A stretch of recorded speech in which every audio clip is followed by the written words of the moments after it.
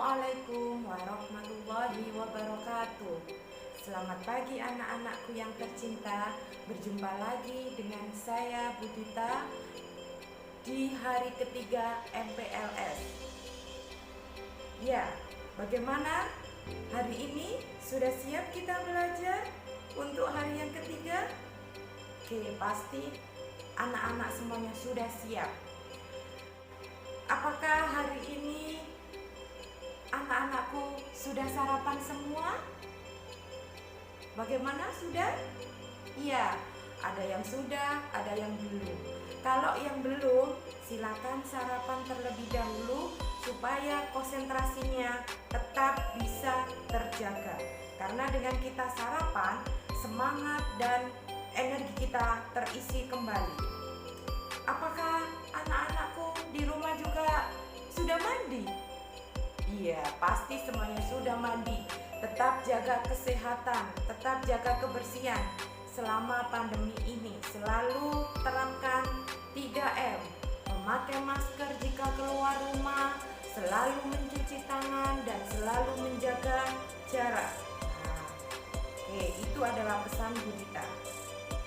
Selanjutnya kita masuk di materi MPLS yang hari ketiga, yaitu kita hari ini belajar tentang pendidikan karakter.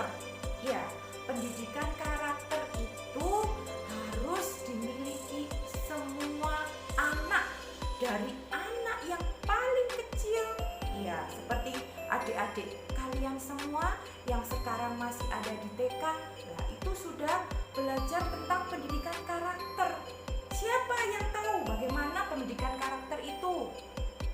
Ada yang tahu? Ya, dikasih tahu Budita dulu ya. Jadi pendidikan karakter itu, satu, kita dilatih untuk disiplin.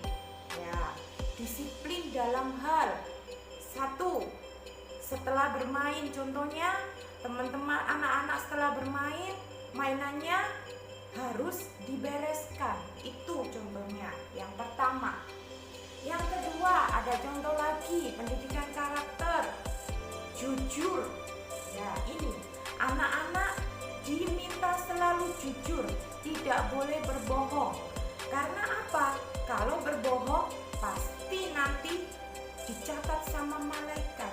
Yo, ada yang tahu siapa pencatat amal baik dan amal buruk kita? Malaikat atid dan malaikat ratib. Nah, makanya di manapun kita berada harus tetap jujur, harus berbuat baik karena kita selalu diikuti oleh dua malaikat. Oke, jadi hari ini kita belajar pendidikan karakter tersebut. Nanti ada tugas buat anak-anakku di rumah. Boleh melaksanakan pendidikan karakter. Contohnya satu, membereskan mainannya setelah bermain. Yang kedua, membereskan buku setelah dibaca. Dan yang ketiga, boleh membersihkan kamarnya setelah bangun tidur. Nah, ada 3 contoh yang diberikan sama Budita. Nanti anak-anak di rumah bisa melaksanakannya dibantu dengan orang tua di rumah. Oke. Habis ini Budita akan memberikan contoh beberapa kegiatan yang harus kita lakukan dan kewajiban kita setelah hal-hal itu kita laksanakan. Wah, teman-teman, di situ ada buku yang sedang tidak tertata rapi. Apa ya yang kira-kira kita lakukan? Coba bantu Budita. Apa ya yang harus kita lakukan?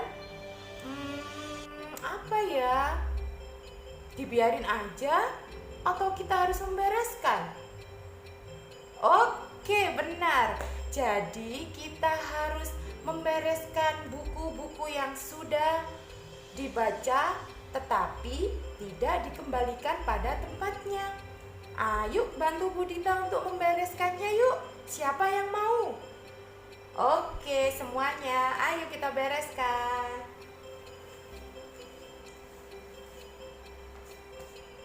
Kita masukkan di rak bukunya ya teman-teman.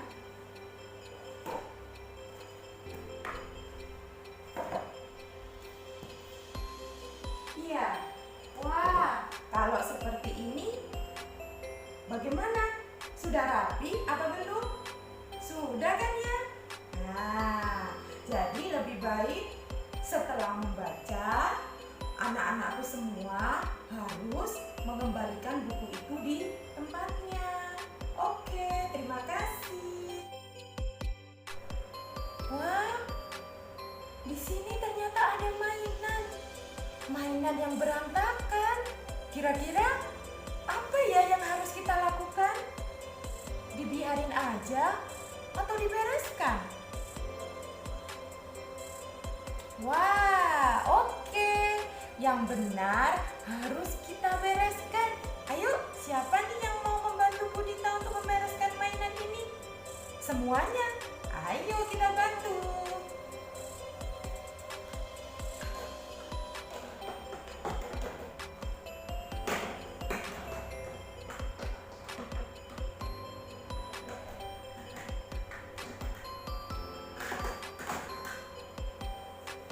Wah, mainannya sudah beres. Rapi kan teman-teman? Oke, terima kasih ya atas bantuannya. Iya, selanjutnya anak-anakku, hari ini kita belajar toilet training. Jadi anak-anak nanti biar bisa mandiri, karena anak-anak ini sudah masuk di kelas 1. Karena anak-anak sudah bukan anak TK lagi, jadi harus bisa dan paham bagaimana jika anak-anak akan pergi ke kamar mandi yang akan melaksanakan BAK, buang air kecil ataupun buang air besar. Jadi adab yang harus dilakukan pada saat anak-anak akan memasuki kamar mandi adalah yang pertama berdoa. Tahu kan berdoa masuk kamar mandi? Ada yang bisa? Ya, diajari Budita dulu ya. Angkat tangannya dulu. Bismillahirrahmanirrahim.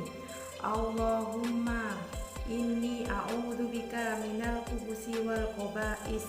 Nah, setelah kita berdoa, kita masuk ke kamar mandi dengan melangkahkan kaki kiri terlebih dahulu. Nah, oke, kita masuk. Memasuki kamar mandi, jangan lupa gunakan air secukupnya. Siram dulu. Nah, setelah itu silakan melaksanakan BAK ataukah BAB. Kemudian setelah itu harus disiram kembali supaya tidak ada aroma yang menyengat karena sisa dari BAK dan BAB anak-anakku. Setelah itu sudah disiram semua, di dalam kamar mandi anak-anak tidak boleh bersuara, tidak boleh menghadap ke kiblat atau ke barat.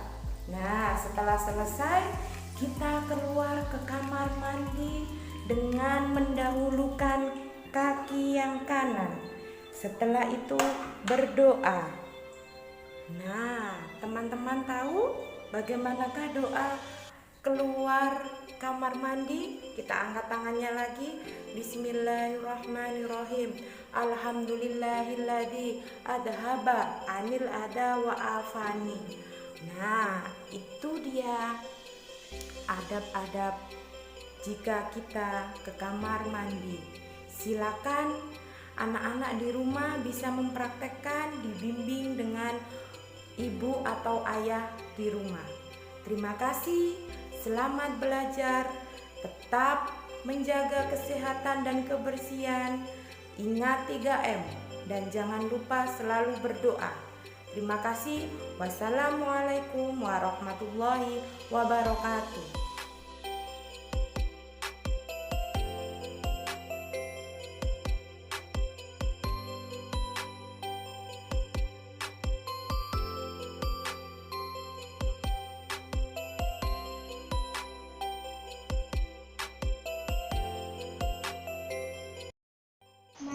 Bismillahirrahmanirrahim. Allahumma inni a'udzubika minal khubuthi wal khaba'is.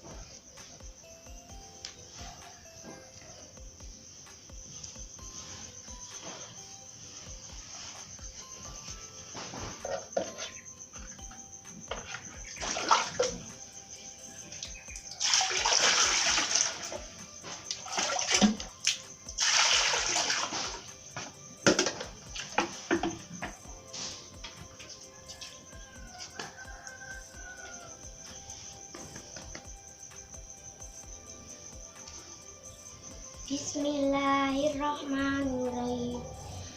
Alhamdulillahilladzi athhaba anil adza wa afani.